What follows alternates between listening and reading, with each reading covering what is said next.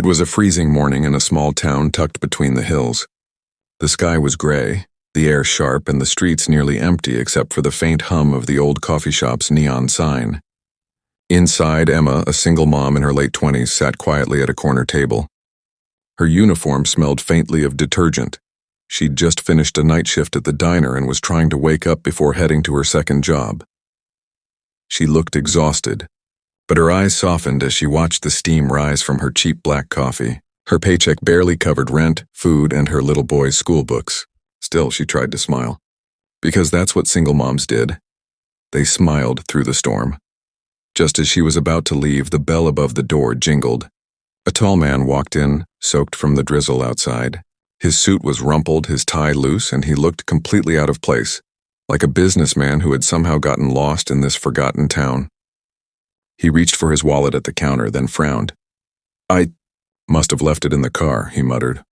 The barista looked impatient. "Sorry, sir, no tabs. Cash or card only." The man sighed, embarrassed. "Right, I'll come back." Emma didn't think twice. She stepped forward, pulling a few crumpled bills from her pocket. "I've got it. Just add his coffee to mine." He blinked, surprised. "That's not necessary," she smiled tiredly. "It's just coffee. We all have those days." For a moment, he just looked at her, like he was trying to understand why someone who looked so worn down would bother helping a stranger. Then, quietly, he said, "Thank you." She nodded and left, not knowing that tiny act would change everything about her life. That night, the wind howled through the thin walls of her small house. Emma tucked her son Noah into bed, humming softly as she fixed his blanket. He was 7, full of questions about the world, the kind of boy who dreamed big even when life was small. "Mom," he whispered sleepily, "do you think good people ever get good things back?" She smiled faintly, brushing his hair aside. "Sometimes, sweetheart. But we don't help people because we expect something. We do it because it's right." When he fell asleep, she sat by the window, staring out into the rain. She thought about the stranger, his tired eyes, the quiet gratitude in his voice. It had been years since anyone had looked at her like that. Still, she shook the thought away. He was just someone passing through. Life didn't drop miracles on people like her, but fate, it seemed, had other plans. The next morning, the world outside her window wasn't quiet anymore. A roar thundered through the air, shaking the glass. Emma jumped up thinking it was an accident, maybe a low-flying plane. Then Noah came running into the room, his eyes wide. "Mom, there's a helicopter in the yard." "What?" She rushed to the door and froze. Right there, in the middle of her backyard, a sleek black helicopter was landing, its blades whipping up a storm of dust and leaves. A man in a suit stepped out, the same man from the coffee shop. Only now he didn't look lost. He looked powerful, confident. Her neighbors had come out onto their porches, staring. Emma blinked, speechless, as the man approached with a warm smile. "Good morning, miss. Emma, right?" She nodded slowly, her heart racing. What's happening?" He extended his hand. "My name is Lucas Grant. Yesterday you bought me a cup of coffee. Today I'm here to return the favor in my own way."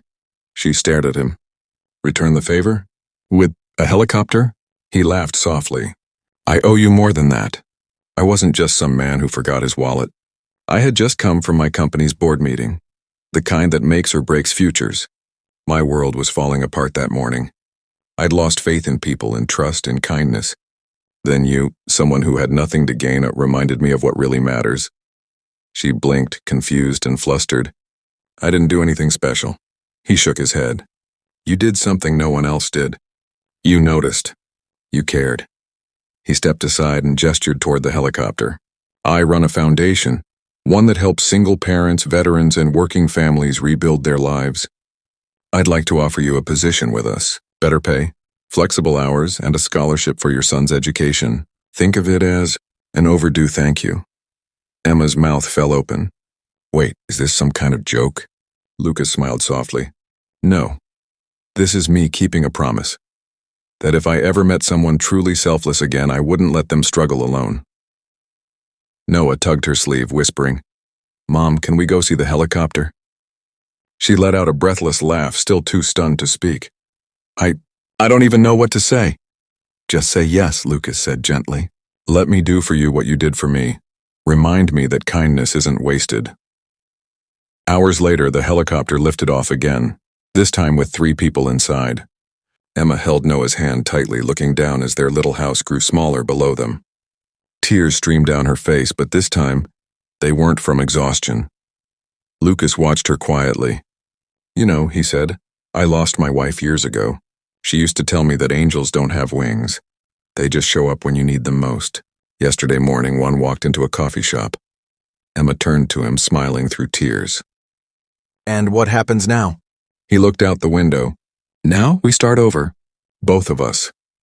The helicopter soared higher into the clouds, sunlight breaking through the gray.